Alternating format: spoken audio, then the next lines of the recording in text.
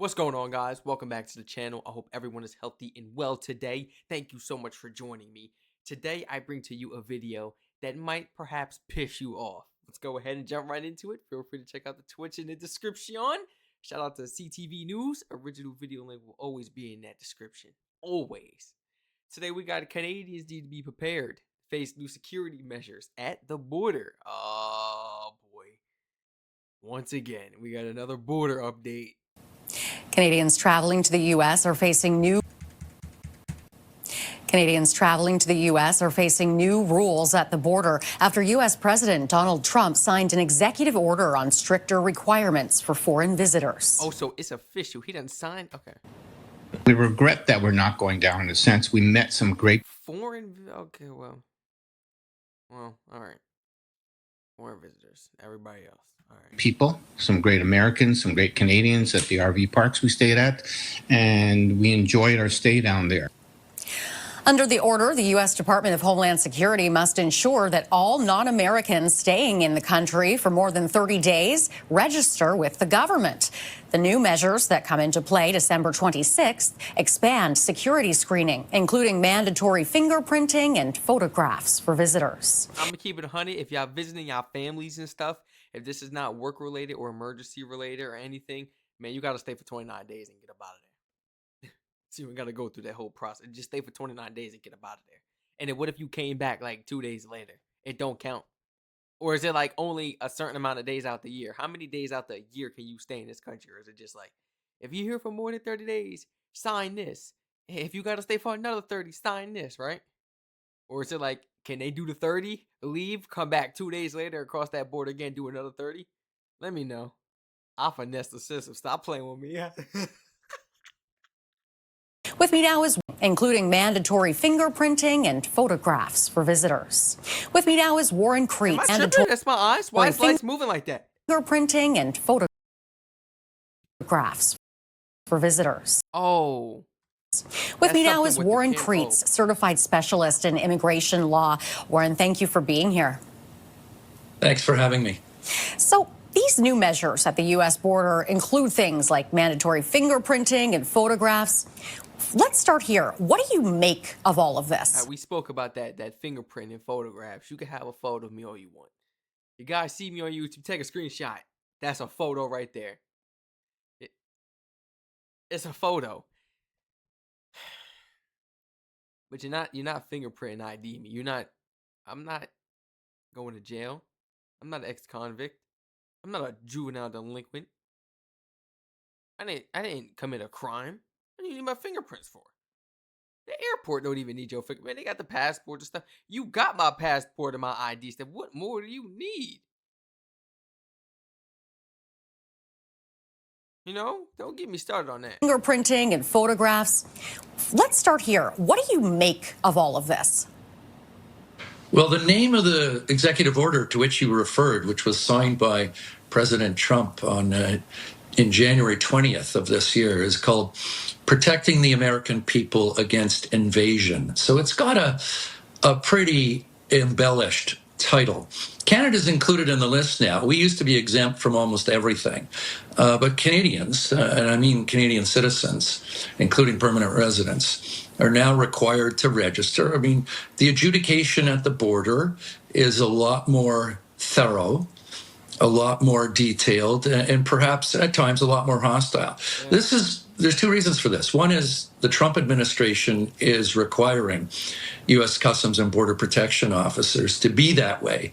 But it's also because there are fewer travelers, which means these same officers have more time to spend on each examination. That is to say, each person presenting in front of them. Yup, they got more time to BS around. That's what I told y'all last time. You got less visitors, less travelers. All right, well, let's just screw everyone else over in their trip and their time, and let's take our sweet behind time and check these cars and stuff, and this and that, and their identifications. Like, bro, you already got people not coming, giving us their money and helping our economy and supporting the businesses. So the people that are, I feel like you should be happy that they are, before they figure out a way to not have to. You see what I'm saying? Before they figure out a way, you can in this world, anything is possible. The sky's the limit. You can definitely figure out a way. Even if it calls for just, hey, I gotta stay in Canada, I gotta work from home. Or I gotta do this or that. There's people that live in Canada, but they gotta work in the US. They gotta come here and experience the US life, you know? If I go back home in a different country, tell the family what it's like. For real. They'll probably find a way to work home. Or they're probably looking for a safer route. Yeah. Who knows? Please feel free to share in the comments if you're comfortable with, sharing that information. I mean, we all grown. I can't force you, and I'm not telling y'all to share that business, share that information. Examination. That is to say, each person presenting in front of them. Smart. Now, we're already hearing stories of confusion over the new rules. Some travelers have already gotten conflicting information about forms that they have to fill out versus not fill out. What do Canadians need to know before crossing the border? Well, as before, and this has been true for a very long time, Canadians need to be prepared. And being prepared means bring documents to authenticate, to verify, to corroborate the oral examination, the questions, the answers.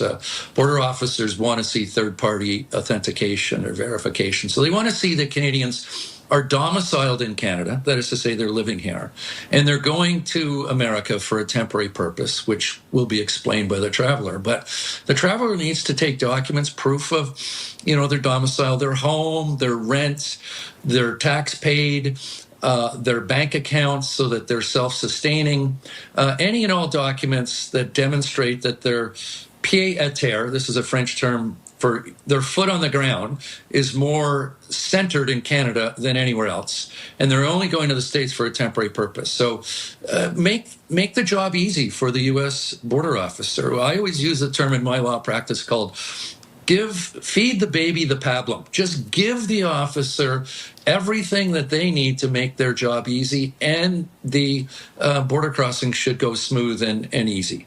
All right. If someone runs into a snag, what should they do? Well, listen to the reasons why there is a snag. And if you want to try a second time, don't go to another border crossing. That's... Goodness. Is this like a new updated one? This was like recommended. This was 2 weeks ago. How new are these rules? Because I feel like we've checked out a video like this. Now that I'm thinking about it. And it's crazy how I'm watching this video and I honestly don't even remember watching this. It's so crazy. I watch so many videos. I don't remember watching this video. You guys are like, yeah, Strac, we watched this.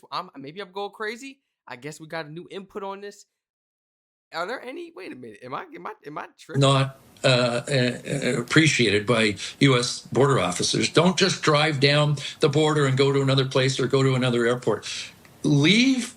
You're allowed usually to remove your application for entry. Go and get the documents that the officer is saying have been missing or deficient, and try a second time. And get professional advice if you feel you need it. Some good advice for us, Warren. Thank you very much for your time today. Appreciate it. That is Warren Kreitz, a certified specialist in immigration law. Take care.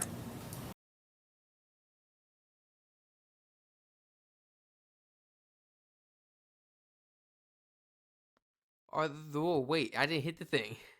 Are there any updated rules pertaining to the security measures at the border, U.S.-Canada border specifically? December.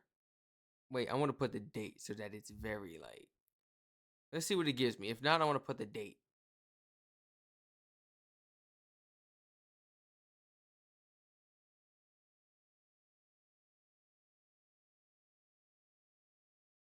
Mandatory biometric entry exit rules effective December 26th.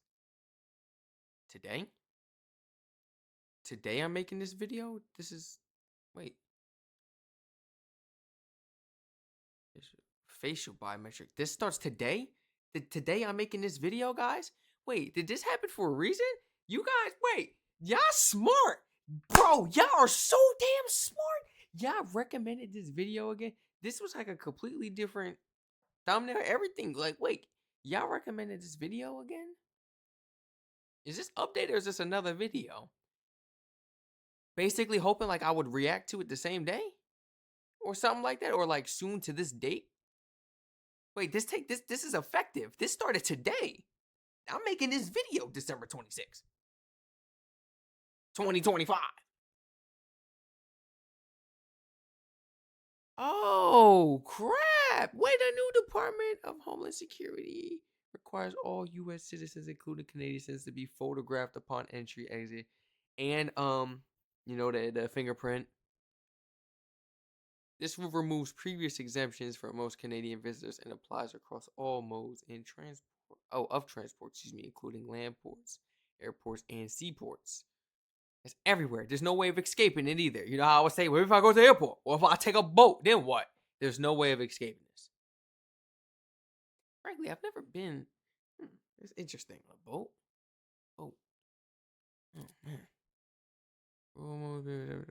Purpose, date, collection, primary facial photographs. In case the fingerprints is used, verify identity, track entries and exits more accurately. Like they got you on a stamp. You nah. It's like a product. It's like you are a product to the society, literally. It's like you are some type of item being shipped. They know where you at, and like it's weird, guys. Is this a lion? Or Alliant or Alien? Alliant registration for longer stays effective April 11th, 2025. Okay. So today we actually hit a spot on the date. That's weird. That's very weird. Okay, I know that.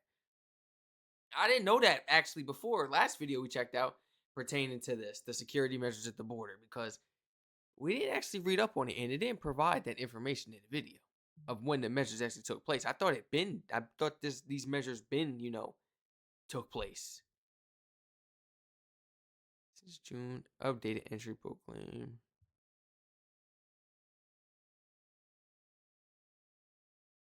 Wait. Wait. Where'd it go? Where'd it go? December 2026? I gotta look on the bigger thing. And line longer, April 11th, 2025. So that already happened. Man, this year is flying by. Oh my gosh. Adjusted service hours, 35 ports of entry starting January 6th, 2025. This did not happen yet. This is the next thing to happen. Adjusted service hours at 35 ports of entry. Is it adjusted service hours because you're going to be taking more hours out of people's time, like just using more hours to search, to interrogate, basically, like go through people's stuff? Is that why you're going to have more people working and more hours getting this? Oh my goodness.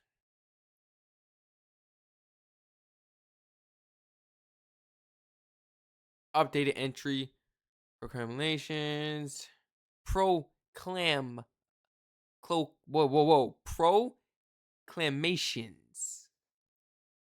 proclamations since June 9th, 2025. That's been passed.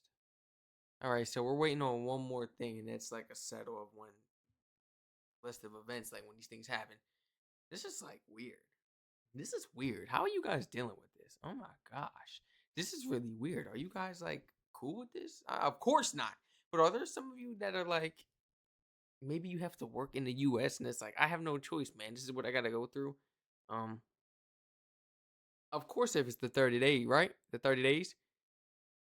Now, of course, if you're just crossing for the day, that's ridiculous. You don't have to. I'm not ending this video until I know that. When crossing the US Canada border now with the new security measures, with the application, if you're staying in the US for 30 days. Wait, I want to think of this the right way. I want to think of this the right way. Hold on. Why did it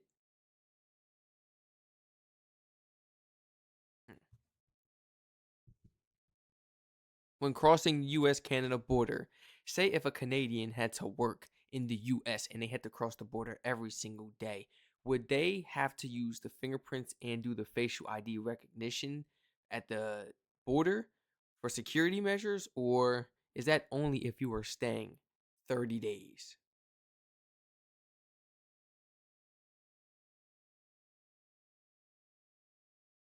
For Canadian citizen working in the U.S. and crossing the border daily, security measures differ based on the type of technology used at the port of entry and your registration status. Huh? Mandatory entry and exit, facial. So that's like, we don't care about no 30 nothing. If you coming for the day, an hour, we need your face. Wow. Fingerprints. Unlike photo requirement, fingerprints are not typically required for every daily crossing. Okay. Okay. CBP may still request fingerprints in limited cases for secondary inspection, or if there's an issue with identity verification, or if they feel some type of suspicion. You see how I added that on? The 30-day registration rule. The 30-day registration rule, effective April 11, 2025, does not apply to daily commuters who return to Canada each night. Okay. The rule is specifically for those who remain in the U.S. for 30 consecutive days or more. I'm glad we covered that. I'm glad we covered that. We actually learned a little bit more, and we actually educated ourselves on a little bit more on this topic. Wow, I'm actually glad we checked this out today, guys. And it's crazy how one of the things, went into effect on the day I'm making this video. That's really crazy. It's a big coincidence, but I'm really glad we actually, like, swung back around to this. Excuse me if you hear the yelling in the back. The yelling. It's loud. The people being loud, please forgive me. I can't even like open the window. Like, hey, shout out. You know what I'm saying? We're not rude like that, man. We're not rude like that, man. But yes, please feel free to like, comment, subscribe, turn all post notifications on. Forgive me if you heard the little yelling. Glad it's only happening towards the end of the video. I don't even think you guys can hear it. Shout out to Blue Yeti.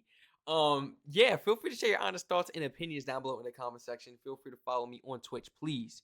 Everyone you know as well, go ahead, share it to them. Follow me on Twitch so we could get this community. We can have a good, big community from all my channels on Twitch. And we can go live and look at stuff like this too at this point. You know what I'm saying? I be feeling like it's a podcast at this point.